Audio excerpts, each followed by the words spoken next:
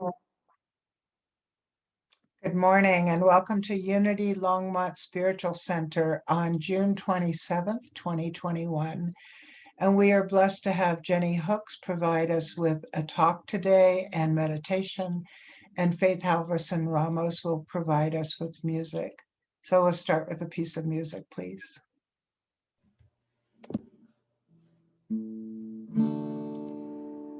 I am alive with the Spirit of God.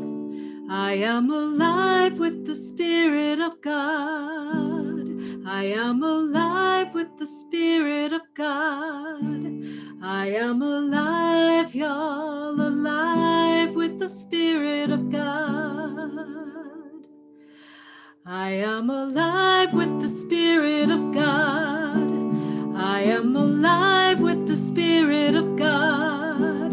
I am alive with the Spirit of God. I am alive, y'all, alive with the Spirit of God. I am alive with the Spirit of God. I am alive with the Spirit of God. I am alive with the Spirit of God. I am alive, y'all, alive with the Spirit of God. I am alive, y'all, alive with the Spirit of God. Thank you, Faith. And it's at this time that we go into prayer together by taking a breath. Beloved presence, we are joyous to be together. We are so blessed to be emerging from a difficult time in our lives and the opportunity to join in person and see each other's smiles and begin to share hugs. For this and so much more, we are grateful.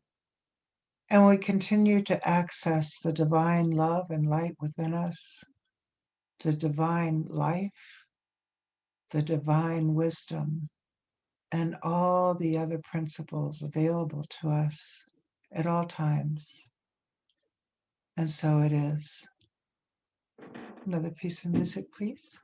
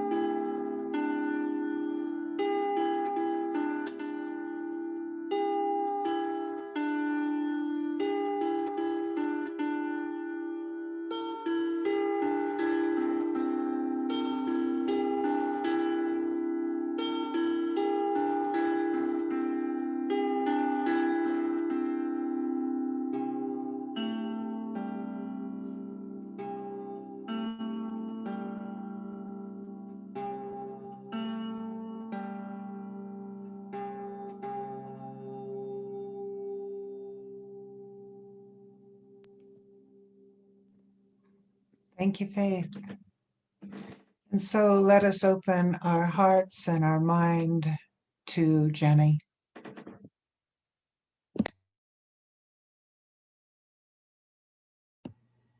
Good morning, Jai Guru Dev, everyone. Thank you for having me here today. I'm going to start with a reading from the Bhagavad Gita, chapter 12, verses 18 and 19.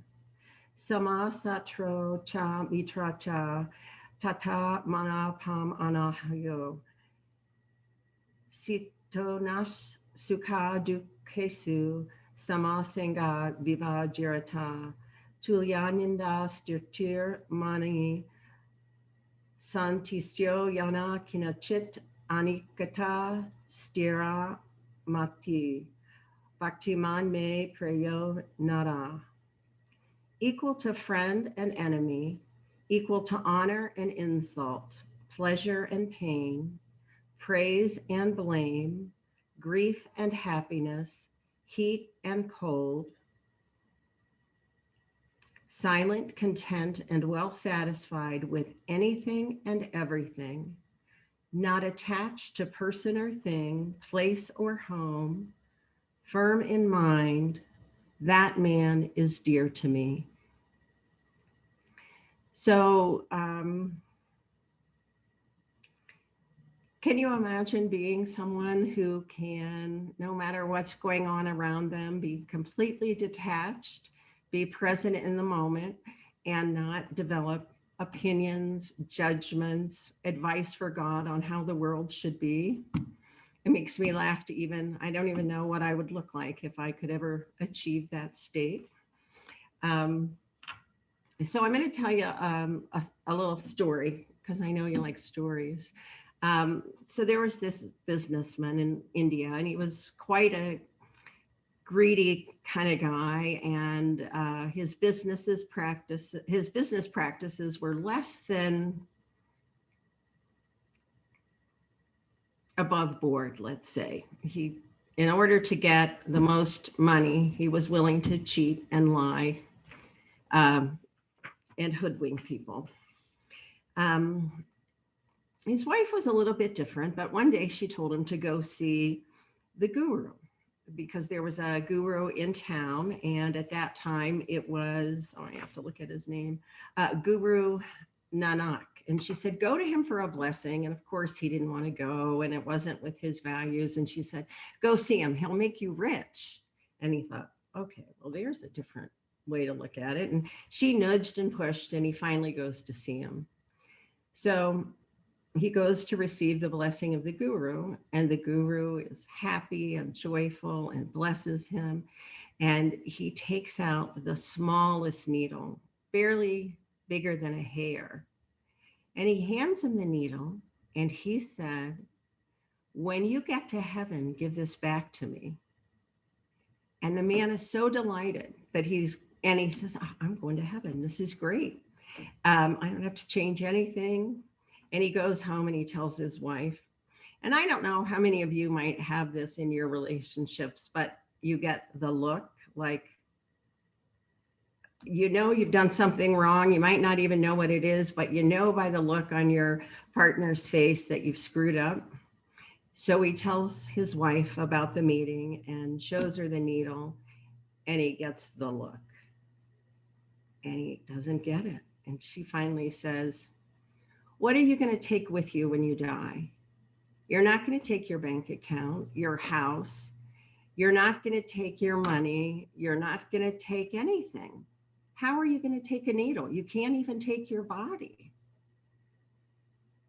And she says, go back to see the guru tomorrow. And he's thinking about it, and he thinks, what a wise wife I have. And so he decides, since the guru was so nice and friendly, he'll go back. So he goes back to see the guru the next day. And of course, the guru knows exactly why he's there, but allows him to present the question. And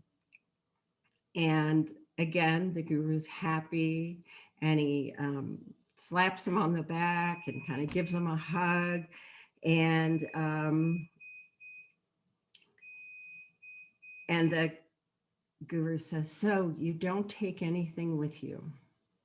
So why is it that you put all of your energy in this lifetime into accruing more wealth, cheating people, all the things that you do? You can take none of it with you.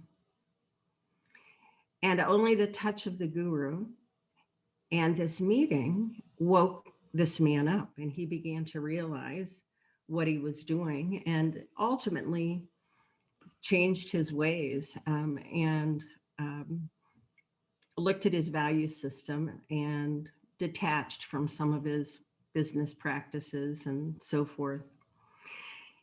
And so the reason I chose this is I read a verse or two from the Bhagavad Gita every day and then meditate on it. And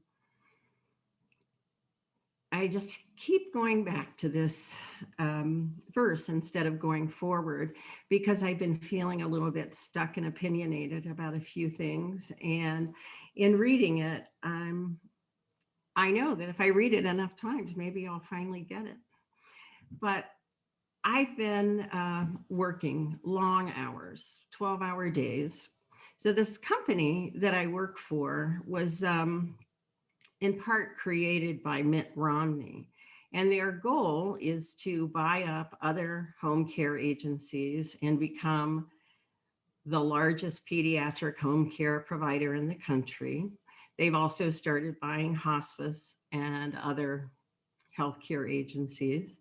And recently they became a publicly traded company, and they're quite proud of that. And it's very clear to me that they really don't care very much about children and nurses, or probably not dying people in hospice. I'm not sure. I haven't ventured into their world of that. And so one day I just said, I should just start my own business. This is, I've started 2 hospices. This is much less complex than starting a new business or starting a hospice. So I just started asking a few people. So the guy that lives next door has his master's in business and a nursing degree and runs a nursing agency. And if you ever need home IV therapy, you might meet one of his staff. He said, yes, you should totally do it.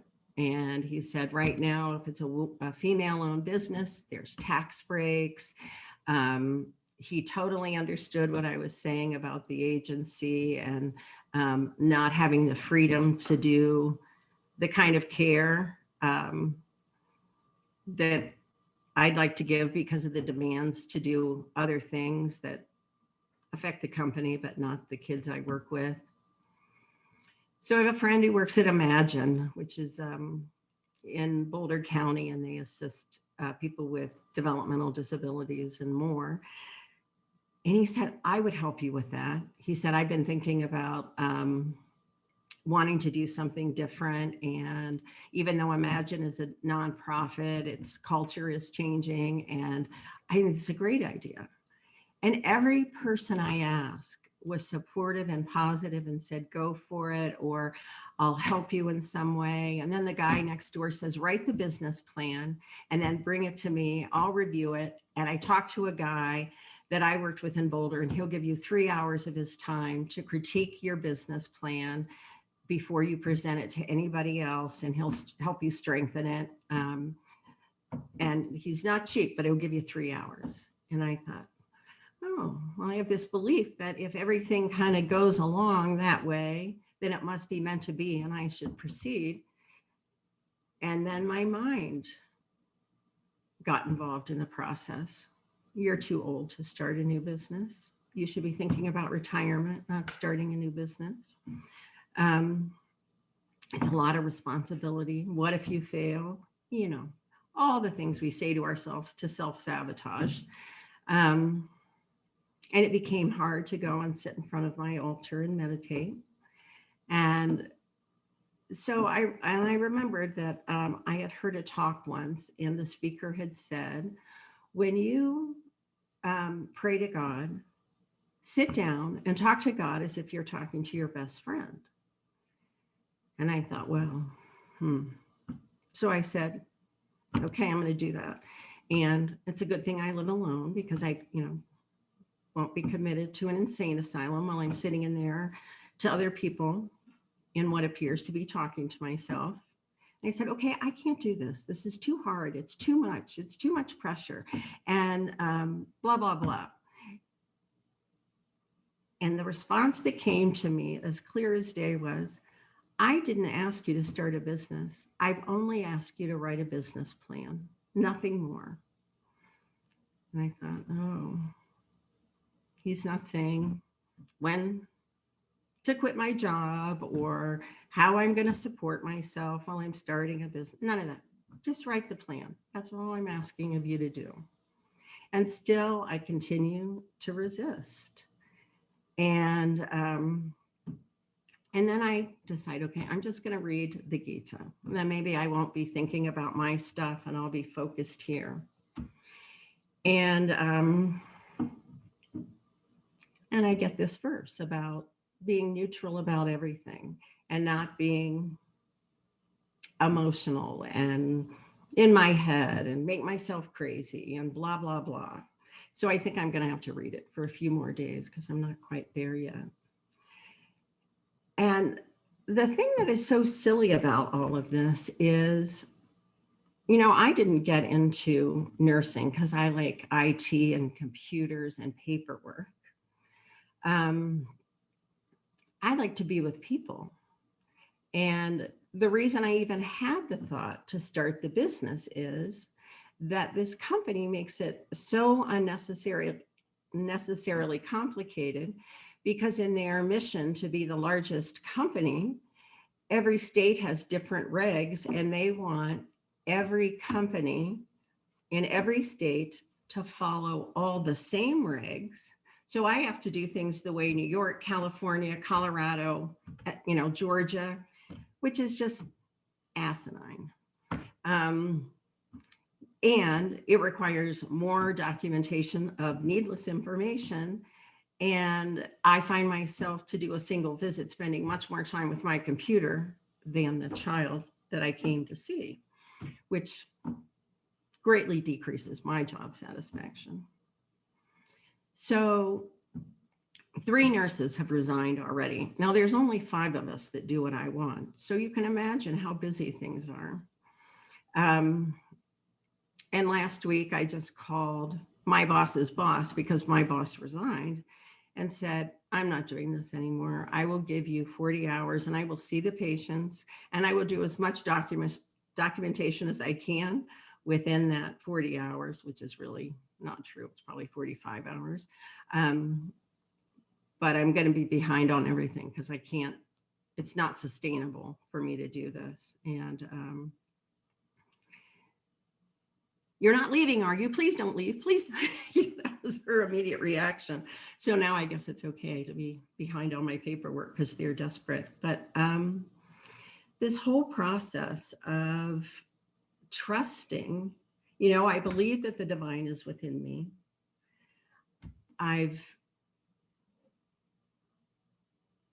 know that we can do things in a cell phone company, like set up support groups for the parents that have behavioral kids or the parents with rare genetic diseases, and that doesn't really cost very much money to use these resources. And last week I saw a paraplegic kid who I mentioned that I had once played wheelchair rugby, and he really wanted to play. And so I called a couple of churches and found a gym, and I called Good Health Will, which if you don't know about it, it's a place you can donate medical equipment, not medicine. And it's sold like at a thrift store. And I said, I can't buy 12 wheelchairs, but I need 12 wheelchairs for 24 hours because I don't know 12 handicapped people or paraplegics. So the paraplegic kids are going to play with able-bodied people in this game. And it was like, it took me less than an hour to get the whole thing set up. But here's the trick for these wheelchair kids is they know how to get off of the floor if their wheelchair tips. And the rule is if you're able-bodied and your wheelchair tips, you cannot use your legs to get back in the chair.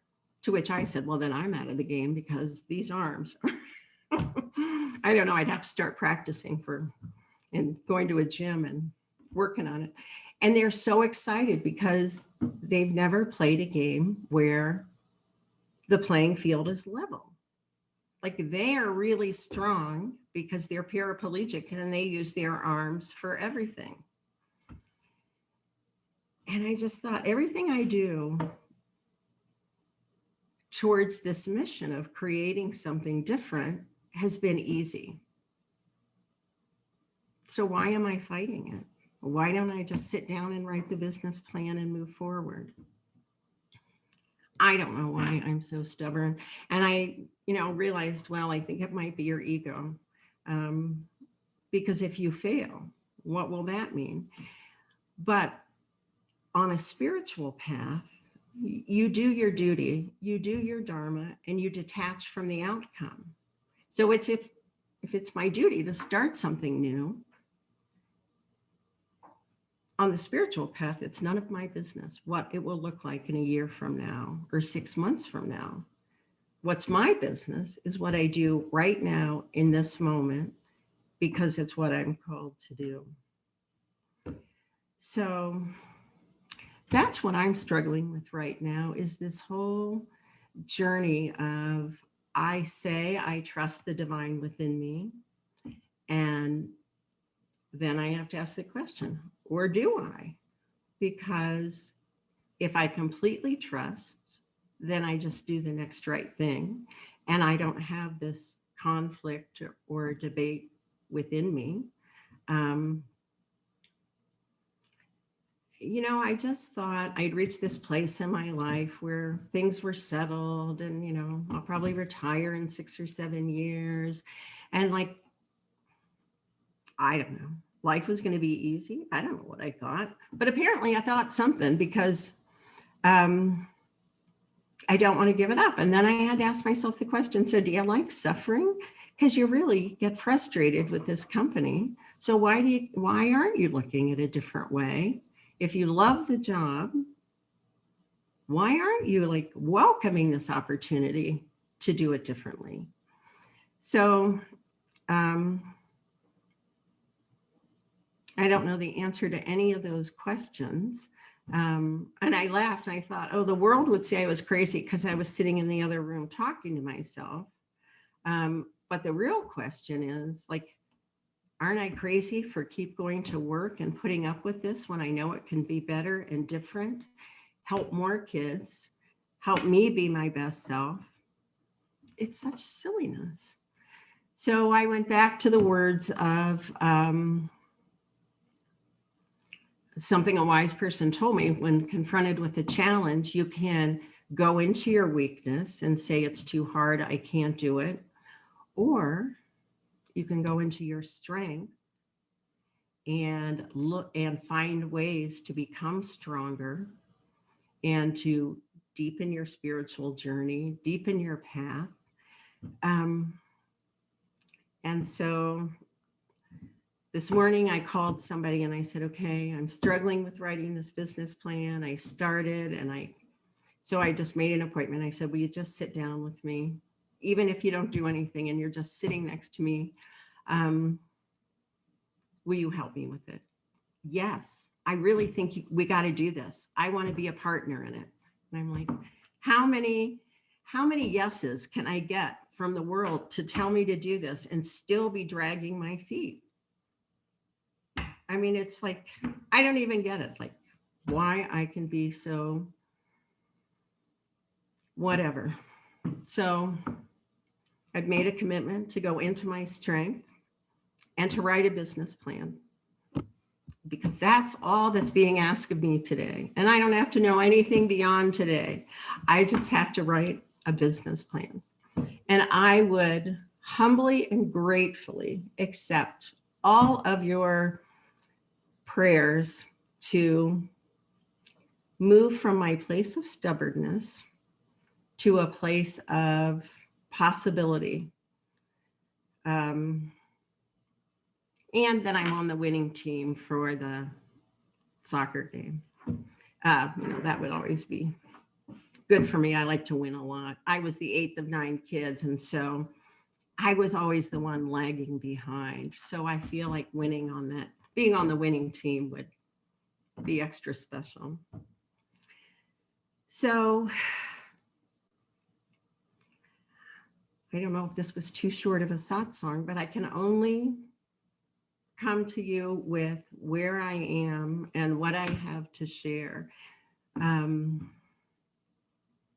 Something else happened to just nudge me on this little journey. A friend of mine came over for dinner the other night, and out of the blue, she says, "Oh, I got you this gift." I couldn't believe it when she gave it to me.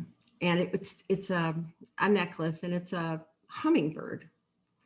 But on the package, there's a sticker, and it says, "Put on your brave wings and fly." Now, in one of my conversations at my altar, I had said, maybe I'm making this up and this isn't what you want me to do. Send me a memo. Tell me. And I think that's part of why all these things have come. It didn't come on a piece of paper necessarily, but it came from so many different directions. And when she handed me that hummingbird, I thought, do I graciously say thank you, or do I throw it at her? I couldn't decide for a moment. And then I told her what I was thinking, and we laughed. And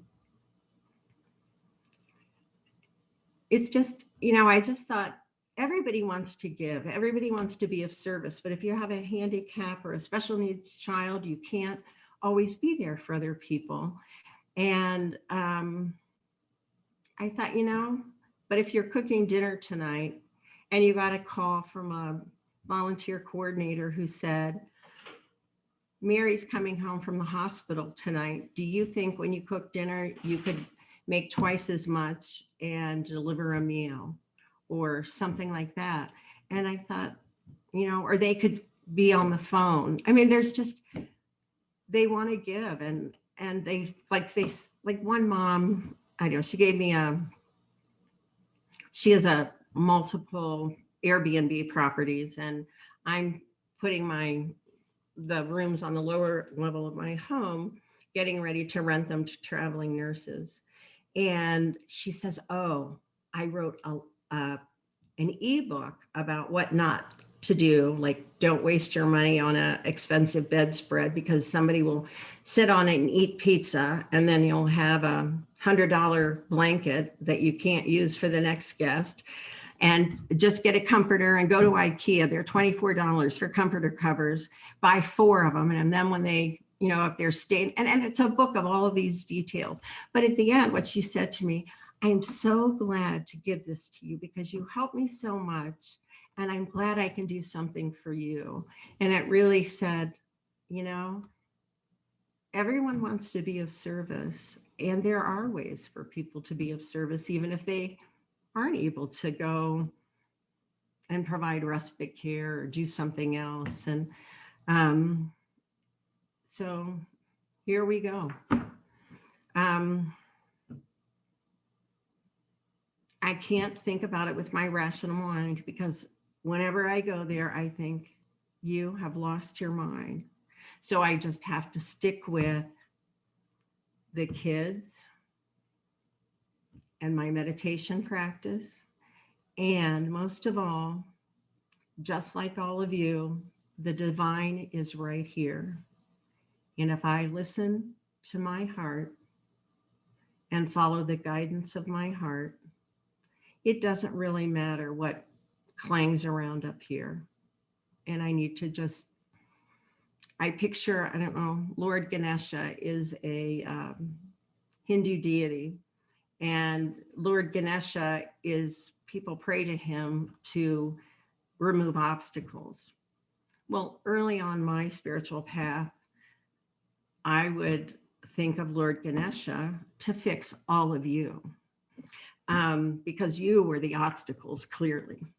And then I realized that one should be careful praying to Ganesha, because, this is the obstacle right here. And so last night I just sat there and I imagined that Ganesha was near a big pond of beautiful water, and he was just squirting it all over my brain and washing away all of my negative and dumb thoughts that were not helpful or useful to me in any way.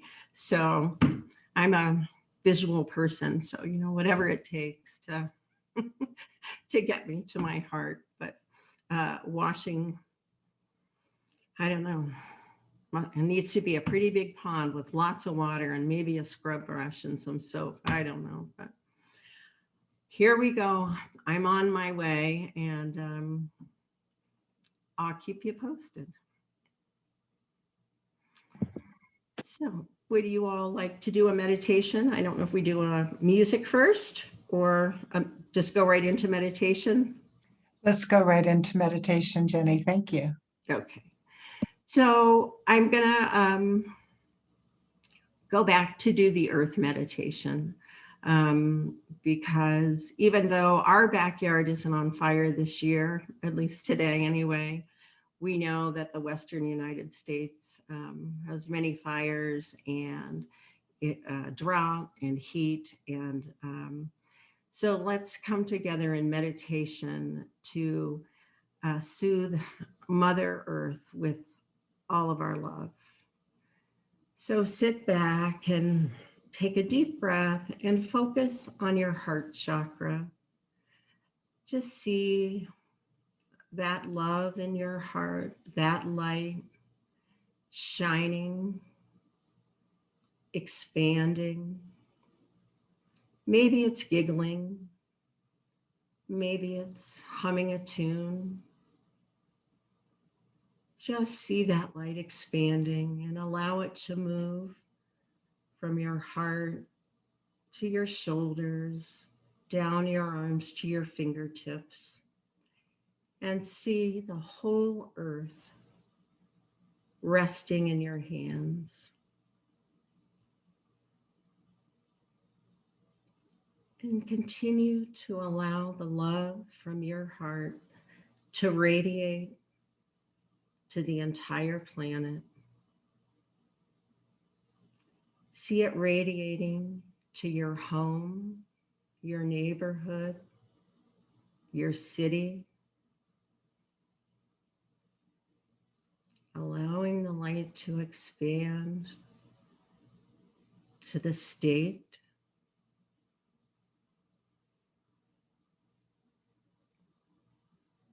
to the entirety of the United States.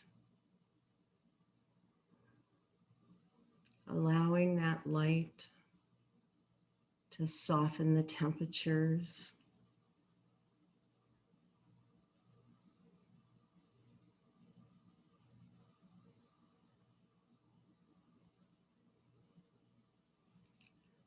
Allow that light to spread to every river, lake, pond, puddle, and ocean. Allow the light to expand across the valleys and the plains, the mountains, to Canada, South America, every island, and every nation across the entire planet. To see that love and light extended to every tree, every animal,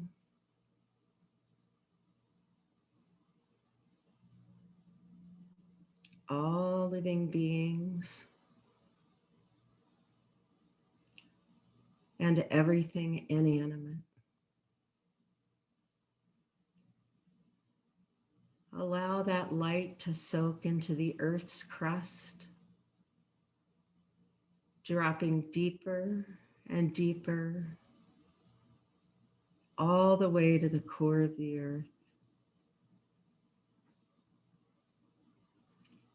See that light extend to countries that are struggling with COVID, Africa and India.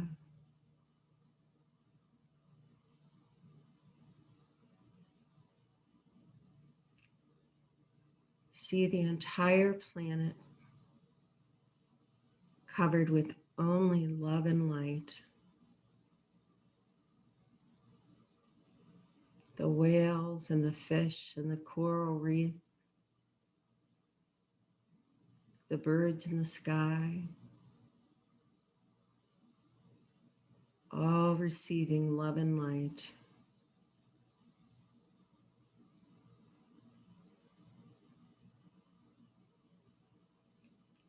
And take a moment to thank Mother Earth for all of her gifts.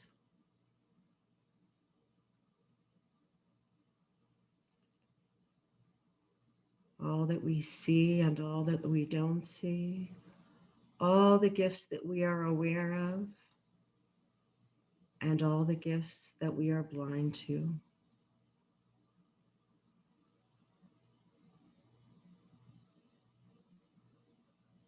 Thank her with deep gratitude.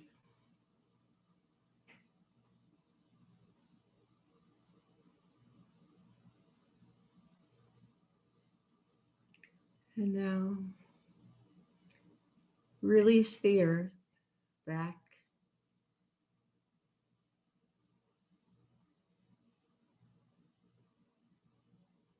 to the atmosphere and allow the light to come back to your heart, placing your right hand over your heart, your left hand over your right.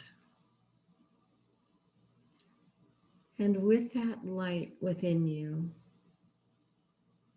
allow that light to go to any place in your body in need of healing,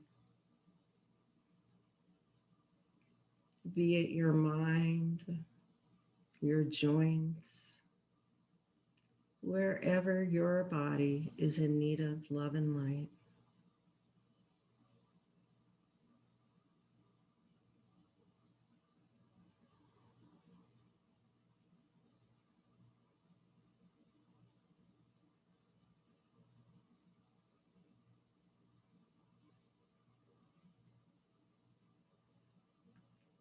Know that this light is with you always.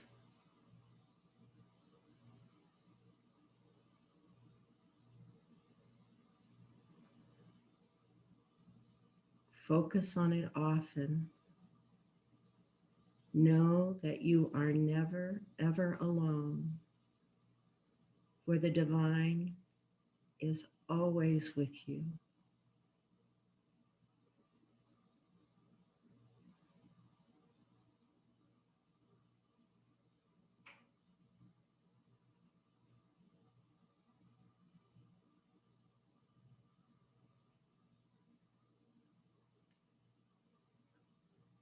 And whenever you're ready,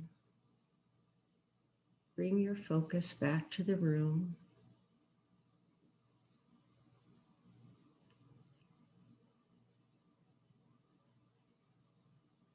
With the awareness of the divine within you and the divine within every person and animal and thing that you see today and every day.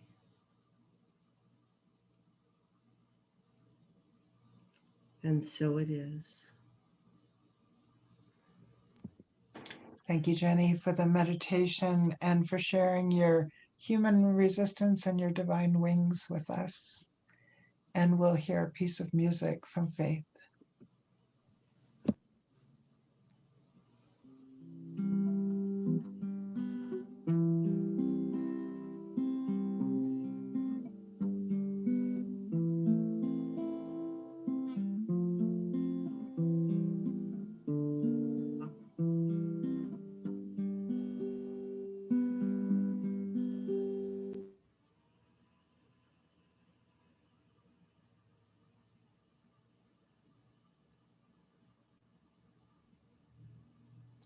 Faith, I'm sorry, but you're muted. Thank you. Okay, I thought it was unmuted.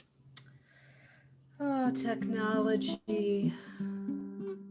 Why you make things so difficult sometimes.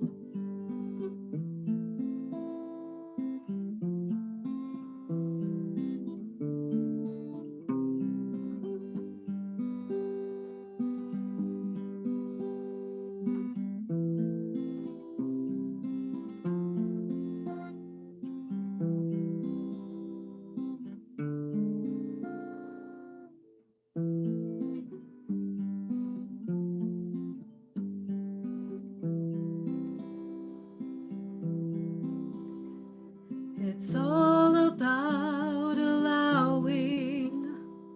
allowing peace within. In absolute surrender, so serenity begins. For when the storm subsided and calm becomes the way, it's all about allowing it to stay. It's all about allowing love to flow. It's setting down your burden and just simply letting go. For as you cease the struggle and love pours through your heart, it's all about allowing it to start. It's all about allowing it to start.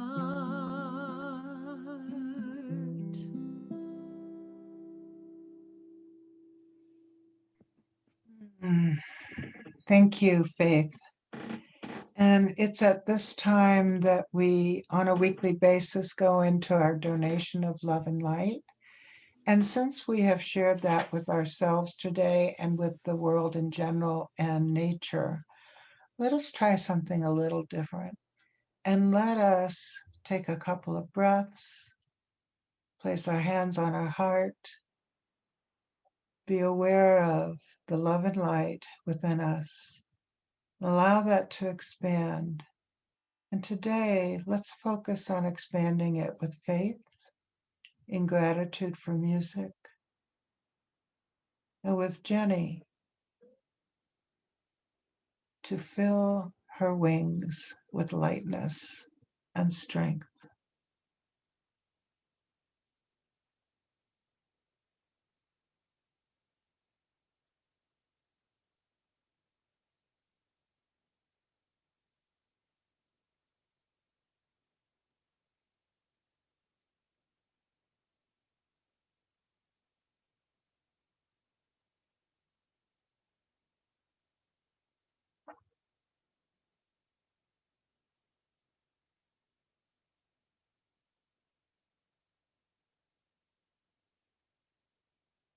And so it is. So, piece of music from Faith, please.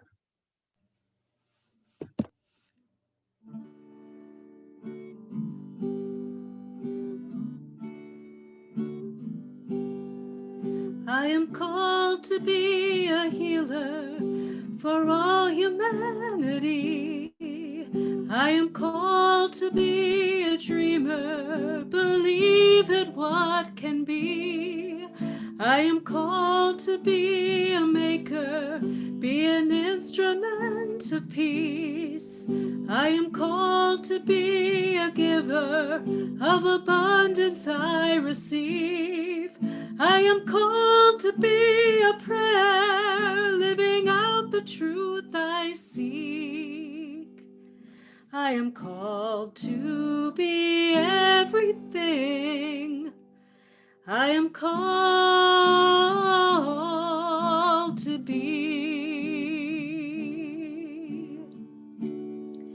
You are called to be a mother, to nurture family. You are called to be a brother, be strength in times of need. You are called to be a neighbor, see a friend in all you meet. You are called to be a leader, to build community. You are called to be a prayer, living out the truth you seek. You are called to be everything you are called to be.